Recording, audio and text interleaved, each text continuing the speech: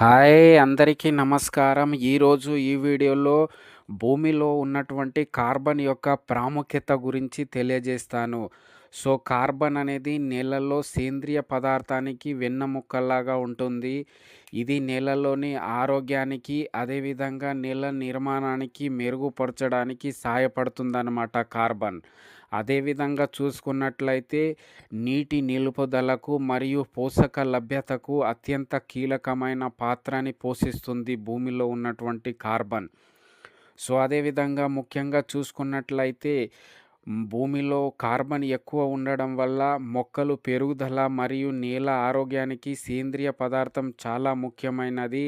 కాబట్టి ఈ కార్బన్ అనేది ముఖ్య పాత్ర పోషిస్తదనమాట. అదేవిధంగా చూసుకున్నట్లయితే ముఖ్యంగా మన భూమిలో కార్బన్ శాతం ఎక్కువ ఉన్నట్లయితే సూక్ష్మజీవుల ఆవాసాన్ని అంటే సూక్ష్మజీవులు ఉండడానికి ఇది చాలా అనుకూలంగా ఉంటుందన్నమాట. అంటే సూక్ష్మజీవుల ఆవాసానికి తోడ్పడుతుందన్నమాట కార్బన్. నేలల్లో కార్బన్ శాతం ఎక్కువ ఉన్నట్లయితే ఆ భూమిలో సూక్ష్మజీవులు ఎక్కువ ఉంటుంది. దానికి కారణం ఏంటి అంటే సూక్ష్మజీవులు కావలసిన ఆహారం అనేది ఈ కార్బన్ ద్వారా లభిస్తుంది.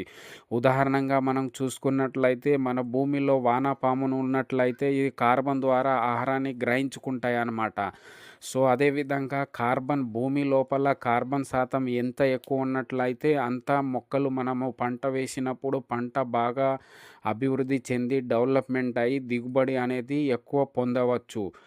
అదేవిధంగా సేంద్రియ కార్బన్ ఎక్కువ ఉన్న నేలలో అధిక సారం ఉంటుంది. అలాంటి నేలల్లో పంట అనేది దిగుబడి ఎక్కువ వస్తుందన్నమాట.